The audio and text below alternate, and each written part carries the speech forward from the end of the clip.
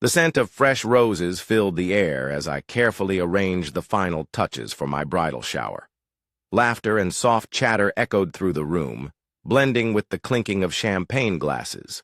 It was supposed to be one of the happiest days of my life, a celebration of love, friendship, and the beginning of a new chapter. But deep in my heart, a storm was brewing. As I adjusted my dress in the mirror, my mind wandered back 6 years, back to a night that changed everything. Growing up, my younger sister and I were never close. Our parents treated us more like rival, athletes in a never-ending competition rather than siblings. If I got an A, she had to get an A+. If she joined a sports team, I had to win more trophies. They thought this would push us to be better, but instead, it turned us into bitter enemies. By the time we were teenagers, we barely spoke. When I left for college, I felt relief. I no longer had to walk on eggshells around someone who always saw me as an opponent instead of a sister. Then, 6 years ago, everything collapsed in one night. I had just graduated from college. I was in love, starting my career, and finally feeling like my life was falling into place. My boyfriend, now fiancé, had been my best friend for years before we started dating. He was kind, patient, and everything I had ever wanted. One weekend, I brought him home to meet my parents. I should have known it would be a disaster. My sister was also visiting. At the time, she was struggling. She hadn't gotten into her first-choice college, was having trouble making friends, and seemed angry at the world. From the moment I introduced my boyfriend, she flipped a switch. She turned on the charm. She laughed at all his jokes, leaned in too close, and kept touching his arm whenever she spoke to him. She acted as if I wasn't even in the room. At first, I tried to ignore it. I didn't want my boyfriend to see how toxic my family was. But then, over dinner, she crossed the line. She openly flirted with him, right in front of me. She played with her hair, giggled, and at one point, even whispered something in his ear. I snapped. "Are you serious right now? Can you stop throwing yourself at my boyfriend?" She rolled her eyes. "I'm just being friendly. Maybe he deserves better than you." That was it. The final straw. I called her a jealous loser, and before I could even blink, she grabbed me by the hair and slapped me across the face. The room exploded into chaos. We fought like we were in a street brawl, knocking over chairs, scratching, screaming. Our parents and my boyfriend had to pull us apart. My face burned with humiliation, but what hurt even more was the look on my boyfriend's face, pure shock and disappointment. He grabbed my hand, pulled me into his car, and drove us away. I remember how his fingers gripped mine tightly as he whispered, "You don't have to go back there." And I didn't. That was the last time I ever spoke to my sister. For 6 years, I lived my life free of her toxicity. I avoided family gatherings, ignored her existence, and built a life with my fiancé. I didn't regret it until my bridal shower. As I greeted my guests, my parents walked in. With my sister, the room fell silent. Her eyes widened when she saw me. I could tell she hadn't known she'd be walking into my celebration. She had been tricked, just like I had. My mother stepped forward, all smiles. "We thought this would be a good time for you two to make amends." On my bridal shower, I clenched my fists. "You had no right to do this." My father sighed. "It's been 6 years. You're older, more mature. It's time to move on." I stared at them in disbelief, as if it was that simple, as if my sister hadn't humiliated me, attacked me, and never once apologized. So, in front of everyone, I told them the truth. I reenacted everything that happened 6 years ago, the flirting, the insults, the violence. I watched as my guests, some of whom never knew the full story, looked at my sister in shock. "If any of you think I should just let this go, speak now," I challenged. My sister's face paled. For the first time, she looked ashamed. She turned and walked out before my parents could defend her. My mother chased after her. My father stayed long enough to call me irrational before storming off too. I took a deep breath. I had just ruined my relationship with my parents. And yet, I had never felt freer. Days after the bridal shower, my phone rang. It was my mother. I almost didn't answer. Something in my gut told me that whatever she had to say wouldn't be good, but against my better judgment, I picked up. She didn't waste time with pleasantries. Her voice was tight, laced with frustration. "You cost your sister a job," she spat. I blinked. "What?" "She was supposed to work for your aunt," my mother continued, her voice rising. "After everything you said at the bridal shower, your aunt changed her mind. She thinks your sister has anger issues.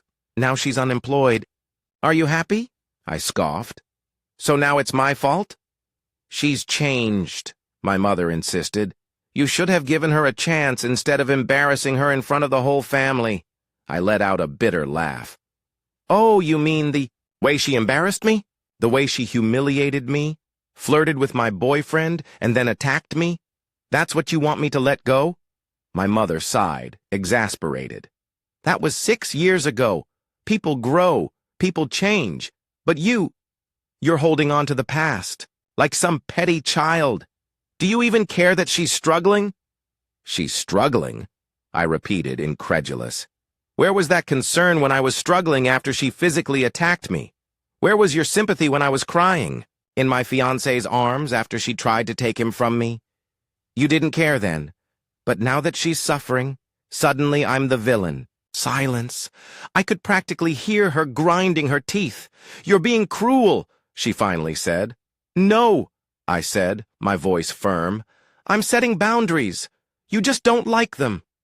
I could hear her breathing hard, anger bubbling beneath the surface. "Call your aunt," she snapped. "Tell her to give your sister another chance." I let out a dry, humorless laugh. "Absolutely not." "You're really going to do this?" she hissed. "Yes," I said. "I'm really going. To let my aunt hire the best candidate for the job instead of rewarding my sister for being a terrible person. That's what a responsible business owner does." That did it. My mother exploded. She started yelling about how I was selfish, about how family should always come first, about how I was punishing my sister for a mistake she made when she was young. I hung up. Then I blocked her number. For the first time in my life, I didn't feel guilty about it. A few days later, there was a knock on my door. I wasn't expecting anyone. My fiancé was at work, and I hadn't invited any friends over. I opened the door and froze. It was my parents, and standing behind them, looking nervous, was my sister. Immediately felt my stomach tighten. I was exhausted, mentally, emotionally, in every way possible. I didn't have the energy for another fight. "What do you want?" I asked, crossing my arms. My father sighed. "We need to talk." I nearly shut the door in their faces. But then, my fiancé appeared behind me, resting a hand on my shoulder. "Maybe you should hear them out," he murmured. I exhaled sharply, debating whether it was worth it. Finally, I stepped aside. "Make it quick." They walked in, sitting stiffly on the couch. My parents exchanged a glance before my mother launched into yet another lecture about forgiveness and moving forward. I was about to cut her off. I had heard this all before. But then my sister spoke. "I need to say something," she interrupted. I turned to her, arms still crossed. For the first time in 6 years, she looked small. Not angry, not smug, just uncertain. She took a deep breath. "I'm sorry." I blinked. She kept going, voice unsteady. "I've spent years trying to convince myself that I didn't do anything wrong, that you were just being dramatic, that what happened that night wasn't a big deal. But after the bridal shower, after hearing you say it all out loud, I couldn't lie to myself anymore." I swallowed, my throat dry. "I was awful to you," she admitted. "I was jealous. I was angry. And I took it out on you in the worst way possible. I spent my whole life seeing you as competition instead of my sister. And it made me into someone I don't even recognize anymore. She looked down at her hands, twisting them in her lap. I know it's too late to undo what I did, she murmured. I just wanted you to know that I regret it. Every day. For a long moment, I didn't speak. I wasn't used to this. My sister had always been defiant, defensive, never vulnerable, and now, for the first time, she was looking at me not as a rival, but as a person. 1,000 emotions ran through me, anger, resentment, pain, but also something softer. Relief. She wasn't making excuses. She wasn't blaming me. She was just apologizing. Why now? I finally asked. She hesitated. Because I'm tired, she admitted. Tired of being angry, tired of fighting, tired of living in this cycle of resentment. I don't want to be this person anymore. My fiancé squeezed my hand, grounding me. I inhaled slowly, my heart pounding. Could I forgive her? Could I let go of 6 years of anger, 6 years of silence, 6 years of pretending she didn't exist? I wasn't sure. But for the first time, I wanted to try. I exhaled. I need time. She nodded, looking relieved. I understand. And for the first time in a long time, I believed her.